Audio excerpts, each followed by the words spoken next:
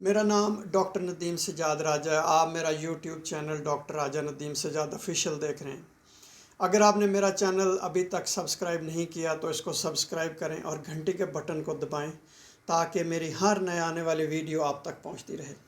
आज की इस वीडियो में हम बात करेंगे पोस्टपार्टम साइकोसिस के बारे में। ये एक बीमारी होती है जो पैदाइश के फ़ौरन बाद जो माँ होती है उनमें कुछ माँओं में ये बीमारी जो है वो ज़ाहिर होती है।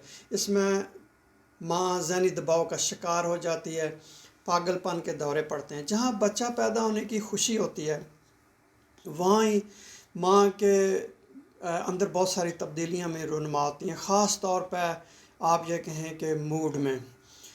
तो इसमें अगर कोई चीज़ नॉर्मल से हट के मसलन उसको वो ये महसूस करे कि कुछ उसको आवाज़ें आ रही हैं या उसके ख़यालात ऐसे हैं जो उसके लिए भी नुकसानदेह हो सकते हैं या जो नौज़ायदा बच्चा है उसके लिए भी नुकसानदेह हो सकते हैं, तो फ़ौरन डॉक्टर से रजू करना चाहिए और इसका इलाज करवाना चाहिए।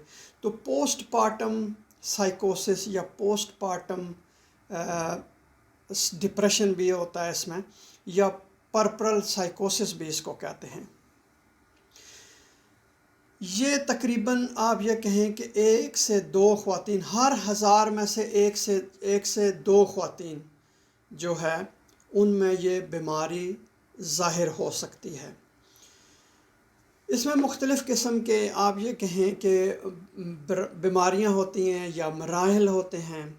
मुख्तलिफ़ इसकी जो आप ये कहें कि कंडीशंस होती हैं जो बहुत ज़्यादा ख़वातीन में होती है। 50 से लेके 85% ख़वातीन में उसको पोस्टपार्टम ब्लूज़ कहते हैं।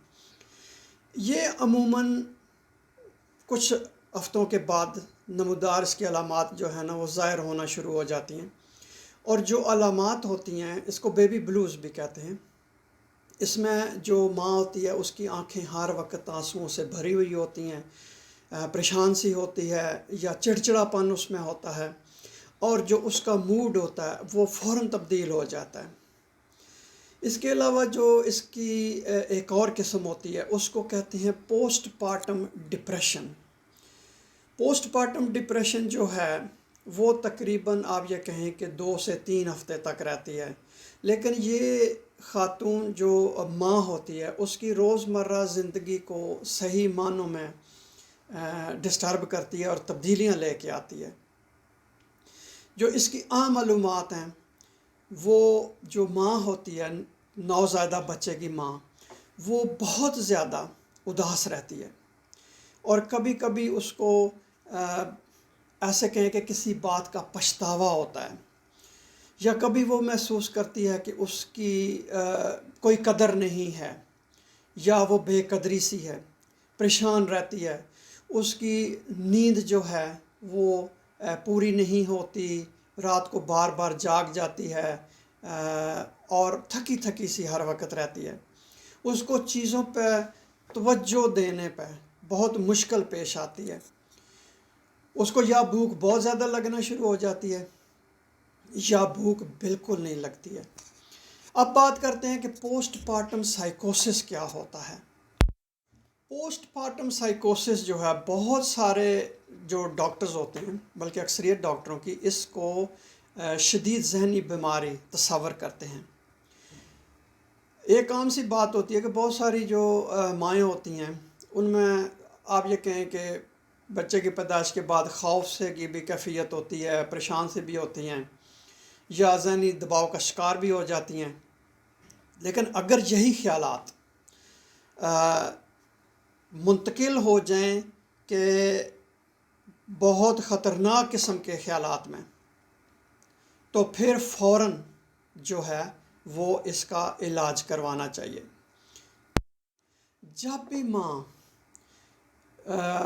जो नॉर्मल ख़यालात होते हैं उनसे हट जाए, या वो कुछ ऐसी चीज़ें देखना शुरू कर दे या सुनना शुरू कर दे, या यकीन उसको हो कि जो हकीकत का जिनके साथ कोई ताल्लुक़ नहीं है, तो ना सिर्फ ये सूरत हाल माँ के लिए ख़तरनाक हो सकती है बल्कि पैदा होने वाले बच्चे के साथ भी हो सकती है। और ऐसी अलामात پاگل پن کے بہت قریب ہوتی ہیں، یا آپ یہ کہیں کہ پاگل پن سے ملتی جلتی ہیں۔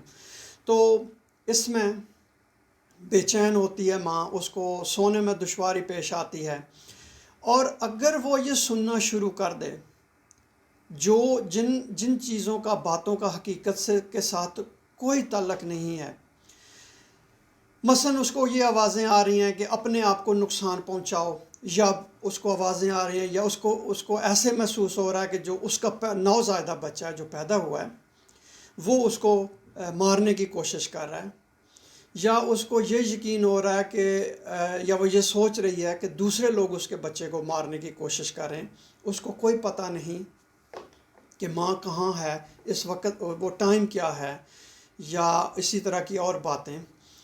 اگر آپ یہ محسوس کریں کہ اس کا رویہ جو نارمل رویے سے ہٹ کے ہے، یا متشددانہ ہے، یا آپ یہ کہیں کہ یہ نقصان دہ رویہ ہے، اس کے علاوہ اس کے جو موڈ میں اچانک تبدیلیاں آتی ہیں، وہ یا تو بہت زیادہ اداس ہے، یا بہت زیادہ آپ یہ کہیں کہ چست ہو جائے، یا اس میں خودکشی کرنے کے خیالات آ جائیں، یا وہ اظہار کرنا شروع ہو جائے، یا وہ بچے اس کے اندر یہ خیالات آئیں کہ وہ اس کو کوئی چیز کہہ رہی ہے کہ وہ اپنے بچے کو نقصان پہنچائیں، تو یہ اصل میں میڈیکل ایمرجنسی ہے۔ کون سے لوگوں میں پوسٹ پارٹم سائیکوسس ہونے کا زیادہ خطرہ ہوتا ہے؟ ان میں جن میں پہلے ہی پاگل پن کے دورے پڑ رہے ہوں، یا جو اس سے پہلے بچہ پیدا ہوا تھا اسی دوران بھی ایسی علامات ظاہر ہوئی تھیں، یا ان کے خاندان میں کسی کو پاگل پن کی بیماری ہے، یا ان کے خاندان میں کسی کو پہلے بھی اسی طرح کا پوسٹ پارٹم سائیکوسس ہوا تھا، یا پہلا بچہ پیدا ہوا ہے، یا وہ ماں جو ہے، نئی ماں جو ہے، وہ پہلے ہی دوائیاں لے رہی تھی ذہنی پریشانی کی، ذہنی دباؤ کی، اور ان کو بند کر دیا تھا حمل کے دوران، یہ بھی ایک وجہ ہو سکتی ہے۔ تو ڈاکٹر کیسے اس کی تشخیص کرتا ہے؟ ڈاکٹر ہسٹری لے گا پوری، اس کے بعد پوچھے گا کہ پہلے کوئی بیماری ہے، کوئی ذہنی دباؤ ہے، کوئی پاگل پن کے دورے پڑتے ہیں، کوئی اور ذہنی بیماری ہے، کوئی خاندان میں کسی بندے کو کوئی اسی طرح کی ذہنی بیماری ہے، یا کون سے جو اس کو آوازیں آتی ہیں، یا اس کے خیالات کیا ہیں، کہیں وہ جو سوچ تو نہیں رہی کہ وہ خودکشی کر لے، یا وہ کوئی نشہ آور ادویات تو نہیں استعمال کرتی۔ جیسا کہ میں نے آپ کو کہا کہ اس کا فوراً علاج کروانا چاہیے، اسپتال جانا چاہیے، یا مریض کو اسپتال لے کے جانا چاہیے۔ ڈاکٹر مختلف طریقے تجویز کریں گے علاج کے، ان میں دوائیاں بھی ہوتی ہیں، اور بھی جو سائیکو تھراپی بھی ہوتی ہے، اسی طرح کی اور بھی چیزیں ہوتی ہیں۔ خاندان والوں کے ساتھ بھی بات کی جاتی ہے کہ کیسے بچایا جائے کہ کسی کو نقصان نہ ہو۔ ضروری نہیں ہے کہ کسی ایک بندے میں ایک چیز جو ہے وہ کارآمد ہو، وہ کئی دفعہ ہوتا ہے کہ 2-3 مختلف قسم کے علاج دریافت کیے جاتے ہیں۔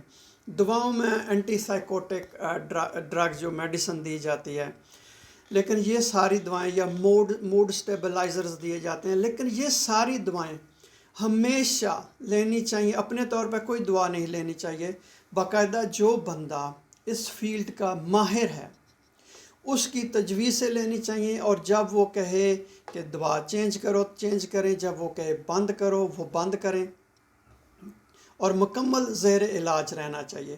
اور عموماً یہی ہوتا ہے کہ 2 ہفتے سے لے کے 12 ہفتے تک علاج کے بعد جو یہ علامات ہیں وہ ختم ہو جاتی ہیں، لیکن کچھ مریضوں میں 6 سے 12 مہینے بھی لگ سکتے ہیں، اور کچھ میں زیادہ بھی لگ سکتے ہیں۔ تو اینٹی سائیکوٹک جو دوائیں ہیں اس میں رسپیریڈون، اولنزاپین، اور اسی طرح کی اور بھی دوائیں ہوتی ہیں، یا لیتھیم ہوتا ہے موڈ سٹیبلائزر کے لیے، کاربیمازپین ہوتی ہے، لیکن ہمیشہ ڈاکٹر کے مشورے کے مطابق دعا استعمال کرنی چاہیے۔ بہت شکریہ یہ ویڈیو دیکھنے کا۔ اگر آپ کے ذہن میں کوئی سوال ہے تو آپ کمنٹس کے سیکشن میں لکھیں، میں اس کا جواب دوں گا۔ بہت شکریہ۔